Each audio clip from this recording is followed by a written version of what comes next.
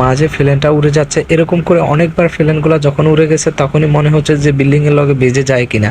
So কি আর করার, যদিও আজকে শ্রমিক দিবস উপলক্ষে একদিন সবারই অফ ডে থাকে, সেই অফ ডের সুযোগ নিয়ে চলে আসলাম এক টিকিটের 3 ছবি দেওয়ার জন্য। যদিও আমরা সেই ছোট্টবেলায় সুগারে এক ফোন বেশি চলে যেতাম মেঘনা সিনেমায় কিংবা সুমন সিনেমায় ছবি দেখার জন্য। যদিও এখন মেঘনা সিনেমা থাকলেও লাভ কি, ছবি টবি চলে না, সুমন সিনেমা তো অনেক আগে ভেঙে ফেলছে। তো চলে আসলাম যমুনা ফিশ পার্কে ছবি দেখার জন্য। এক টিকিটে 3 ছবি না, আমার খুব কাছের এক বড় ভাই প্লাস ছোট ভাই দুজন মিলেই ছবি দেখাবে আসলে বলছিল। এক একজনে এক একটা ছবি দেখার প্ল্যানিং, মানে টোটাল কথা হয়েছে এক একজনের এক একটা ছবির দেখানোর প্ল্যানিং, এক একজনে এক একজনের টাকা দেবে। সো কি আর করার, যমুনা ফিশ পার্কের টিকিটের দাম তো অবশ্যই জানেনি কত করে। সো এক একজনে একটা ছবি দেখাবে, 3টা ছবি আমরা আজকে চাবো।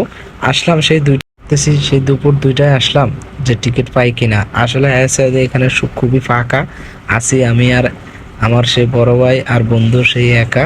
তো কি আর করার, আগে তো সুগারি টুগারি বেশি ভালো একটা হলে ছবি চাওয়ার চেষ্টা করতাম, এখন ভালো হল কি আমার কাছে মনে হচ্ছে যমুনা হলে ঠিক আছে। সো যমুনা ফেস্টিভ্যালকে আইসা কোনো রকম একটা ছবি টবি চাইলাম।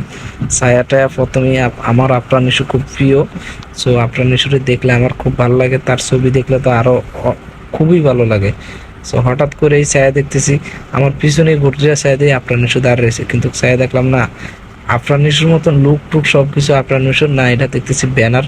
তো কি আর করার, আফরান নিশোর তো পাবো না। তো আফরান নিশোর লগে কতক্ষণ ছবি টবি তুললাম ব্যানারের সাথে। সো সাকিব খানের যেহেতু আছে দাঁড়িয়ে, সাকিব খানের লগে কতক্ষণ তুললাম। তারপর কি আর করার, সিএম ভাইয়ের সাথে দেখা হয়ে গেল। সো সিএম ভাইয়েরও জঙ্গলি সিনেমাটা দেখবো, যেহেতু 3জনে 3টা ছবির টোটাল বিলটা পে করবে, এক একজনে এক একটা ছবির। সো আমাদের বাজেট অনুযায়ী মানে টোটালে ছবিগুলা দেখার একটা স্বার্থ মিলে যেতে গেছে। সো আজকে ছবি দেখবই। সো 3টা ছবি দেখলাম, দেখার পরে আমার কাছে সবচেয়ে বেস্ট মুভি হলো অবভিয়াসলি যেটা বলতে হচ্ছে আফরান নিশুর, আর দ্বিতীয় সাকিব ভাই। সো সাকিব ভাই বাংলাদেশের এখন ফিল্মে খুব ভালো একটা পজিশন করতেছে, আর এই যে ছবিটা করছে খুবই খুবই ভয়ঙ্কর একটা দেশের ছবি হয়েছে। যে এই ছবিগুলো নর্মালি দেশের বাইরে তৈরি করা হয়, সেই জায়গা থেকে সে বড় বাজেটে খুবই ভালো একটা ছবি তৈরি করছে, মোটামুটি ভালো লাগলো। আর আপনার নিশ্চয় কথা কি বলবো, সে তো গল্প নিয়ে কাজ করে, তার অমায়িক ছবিটা হয়েছে যে গল্প বাস্তবতার রূপ। আর সিএম ভাইয়ের কথা কি বলবো, সিএম ভাই যতটুকু পরিমাণ চেষ্টা করছে যে বাস্তবের যে রূপটা ধরে রাখার চেষ্টা করছে, ওই রূপটাই আসলে বর্তমানে এখন চলতেছে।